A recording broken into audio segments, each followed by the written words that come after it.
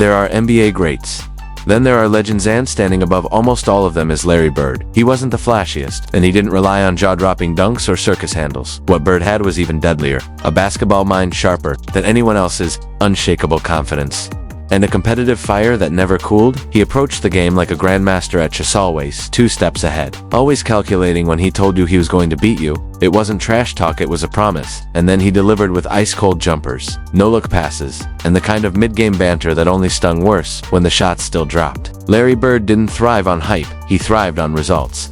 And those results earned him more than admiration, they earned reverence. Magic Johnson, Michael Jordan, Kobe Bryant, Gary Payton, you name them, and they'll tell you the same thing. Larry Bird was tougher, smarter, and more relentless than anyone expected. This isn't just nostalgia. It's testimony from Hall of Famers who went head-to-head with the man they called Larry Legend before the NBA banners, before the iconic finals battles, before he became the face of the Celtics dynasty. Bird had already made his mark. Magic Johnson remembers it vividly. Their first college meeting, Bird wasn't flashy, but he was methodical, breaking down the nation's top player like it was just another practice drill. And that's when Magic knew this wasn't just another opponent, this was someone who was going to change the game. That boy, he can play, man. I saw this dude eat Jack Givens up. He was player of the year that year. Kentucky, right? Yeah, from Kentucky. And Larry Bird was just slicing and dicing him.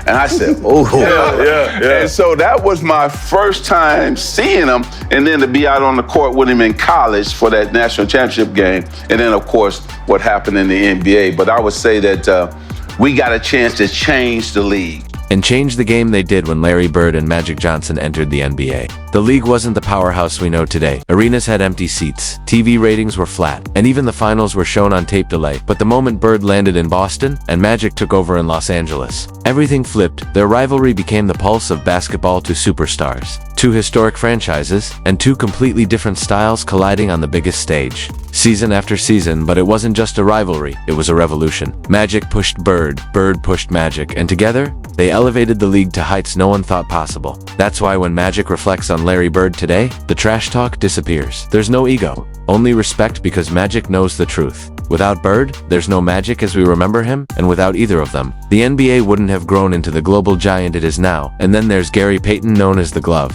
Payton built his career on shutting people down, one of the fiercest defenders to ever step on the court. Never afraid of anyone, so unprompted, says Larry Bird's name deserves to be in every GOAT conversation. That's not just a compliment, it's a reality check. Because if even Gary Payton is reminding the world how cold Larry Bird really was, then maybe we've all been sleeping on just how great Larry Legend truly stood. Let me tell you something. People always talk about great basketball players, and they don't never mention him to be up in that round when they made the Magics, the Jordans, the Kobes and stuff like that.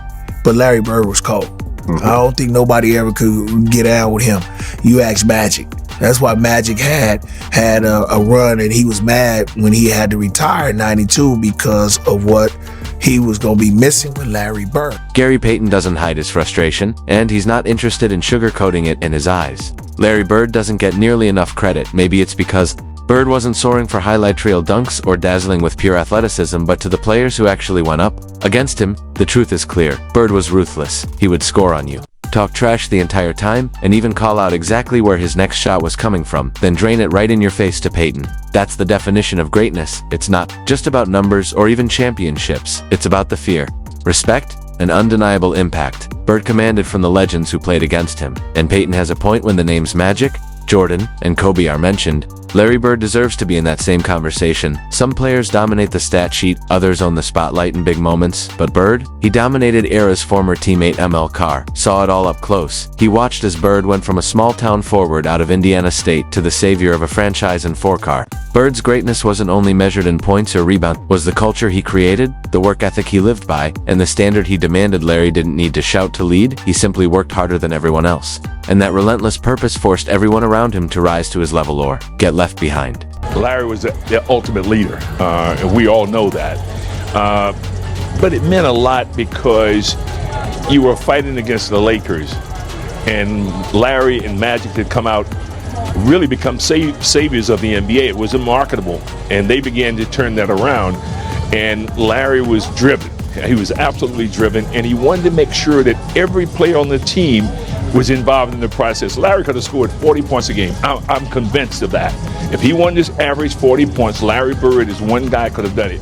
ML Carr doesn't hold back when he talks about Larry Bird. Bird could have been a pure scorer anytime he wanted. He had the footwork, the vision, and the complete green light to take over games, but that wasn't who he was. Bird always chose the team he chose winning, and even with that mindset, he still averaged 25 points, 10 rebounds, and 6 assists a night sometimes. While pushing through the pain of a broken back, he never flinched, never backed down. Respect wasn't something he asked for, it was something he earned. Night after night, Bird didn't just lead the Celtics, he helped breathe life back into the entire NBA. And then there's John Salia, defensive enforcer who treated guarding superstars like it was religion. He was long, physical, and fearless. Sally battled Jordan, banged with Shaq, took hits from Berkeley, and survived the brutal wars of the 1980s and 90s Eastern Conference. So when he admits a player gave him nightmares, you know it carries weight. Asked to choose between Larry Bird in his prime or LeBron James in his prime, you'd expect hesitation, maybe even a debate, but John Sally didn't flinch, he didn't pause. He picked Larry Bird immediately. I'm gonna give you Larry Bird in his prime or LeBron in his prime. Larry Bird. That's a quick answer. Do you remember? I know I have nightmares. Do you have nightmares? It's almost funny, but also completely serious. That's what Larry Bird did to defenders. He lived rent-free in their heads. Bird didn't need blazing speed or flashy moves. He won with precision. Every jab step was deliberate. Every pump fake had purpose. Every shot and every pass was part of a bigger plan, drawn up by a mind that always seemed a step ahead of everyone else. And just when opponents thought they had him figured out, he'd call his shot out loud and then make it anyway. John Sally wasn't watching this from the sidelines. He was on the floor, in the fight, facing Bird possession after possession. The fact that years later Bird still lingers in his mind says everything. That wasn't just skill, it was psychological warfare. Larry Bird wasn't only a player you defended. He was a test you had to survive, and most didn't for teammates. It was no easier playing alongside Larry Bird. Wasn't just joining a roster, was stepping into a system built on expectation. Danny Ainge learned that quickly, a sniper in his own right and one of Boston's fiercest competitors. Ainge discovered that talent alone wasn't enough with Bird. You had to lock in, bring it every night, and match his intensity or get left behind. Bird didn't sugarcoat it. He didn't need to yell or embarrass anyone. His standard was set in how he played on. Everyone around him either rose to it or they didn't last. I got to know Larry really well, but he was a great worker, a great teammate. He told me, like when he didn't think I was taking a good shot. I tell people all the time when they start complaining, oh, the coach doesn't believe in me, or the star player on our team doesn't believe in me. I go, bro, when I played with Bird, he'd pass it, he'd get double teamed, he'd throw me the ball, but if I miss 3, I'm not coming back to me. There's something powerful about that kind of honesty with Larry Bird. It was never personal, it was always about performance. If you could make shots, he'd find you. If you couldn't, he'd move on, not out of spite, but because he was there to win, not to babysit. Danny Ainge's reflections say it all. Bird's leadership wasn't built on fiery speeches or flashy hype. It was built on standards. He set the bar, and everyone around him had no choice but to rise and meet it. If you didn't, the ball simply stopped coming your way. That's the difference between a scorer and a leader. A scorer fills the stat sheet. A leader like Bird set the tone for an entire franchise, demanding accountability from everyone, no matter their role. That's why teammates didn't just respect him, they were afraid to let him down. And then there were the rivalries. Some were flashy, built on showmanship, but the ones with Bird were different, built on grit and mental warfare. Dominique Wilkins, the human highlight film, was one of the most electrifying scorers the game has ever seen. He could soar above defenders, cut them up with perfect footwork, and drop 40 points on anyone, any night. But even Dominique couldn't escape Larry Bird's shadow, because Bird didn't just attack your body, he attacked your mind. Their battles in the 80s became instant classics, not because of the highlights, but because everyone knew exactly what was coming. Larry would call his shot, tell you exactly how he was going to hit it, and then hit it cold. Clinical, unstoppable. And so we had a mutual respect. I mean, I have a lot of respect for Larry. And I wouldn't take back the years I competed against him, man. What an unbelievable player. But he backed up whatever he said.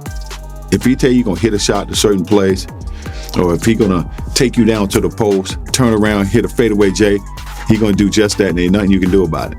Dominique Wilkins never backed down from a challenge, but Larry Bird was a different kind of obstacle. Their 1988 Eastern Conference showdown still stands as one of the greatest playoff duels in NBA history, a fourth-quarter slugfest where both stars traded bucket after bucket with everything on the line, and in the middle of the chaos, Bird stayed ice cold. No flexing, no theatrics, just ruthless execution. That was his edge. He could make even a scorer as gifted as Dominique. A man capable of dropping 50 points without breaking a sweat. Feel ordinary the wildest part. He'd tell you exactly what he was about to do, then do it anyway. Shawn Kemp was another force built for battles at 6 feet 10 with a 40-inch vertical. He was a walking highlight reel, soaring in transition, fearless at the rim, and known for dunking on anyone in his path. From role players to Hall of Famers, Kemp thrived on contact and lived for confrontation, but even he was humbled by Larry Bird and the twist. It didn't come from trash talk or a dramatic in-game moment. It came after the final buzzer, quiet, simple, unforgettable. I guarded his ass so tough that after the game, he sent a little letter over there to me. He was like, I've had nobody play defense that hard on me. I love it. He go, I appreciate you playing. Then he was like, I got a little All-Star game. Why don't you come work out with me? Come to All-Star game, man. That's dope. And let me say that summer. And I was like, that meant everything. Think about it. You spend 48 minutes giving Larry Bird everything you've got. You hustle. You fight. You play the best defense of your life. And after all that effort, he still gets his buckets then. Just when you think it's finally over, he hands you a handwritten note thanking you. That wasn't just sportsmanship, it was psychological warfare. Shawn Kemp was known for his raw physical dominance. But Bird's power lived in the mind. He could break you on the court and still make you feel honored to be there. He turned rivals into admirers. He took your very best shot and then handed you a lesson to carry with you. To this day, Kemp calls that moment one of the most meaningful of his career, not because Bird praised him, but because he earned Bird's respect. And in the NBA, that meant more than a highlight dunk. It meant you faced the coldest killer, and the league on lived to tell the story. Kobe Bryant understood that. Kobe never idolized flash. He didn't chase hype, he chased greatness. He studied basketball like it was a craft, frame by frame, move by move, searching for mastery growing up in Italy, long before YouTube highlights or League Pass. Kobe couldn't watch every NBA game, but he knew who the greats were. Magic Johnson was his hero, the Lakers were his team, and Larry Bird, he was the enemy. But the more Kobe studied, the more he saw a truth he couldn't deny. If you truly loved basketball, you couldn't hate Larry Bird. Magic Johnson and Larry Bird, they were coming to prominence around the time when you were little. Were they your idols?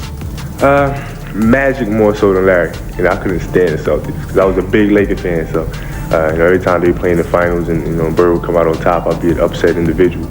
But I admired them for what they were able to accomplish, what they were able to do, and how much love they brought to the game.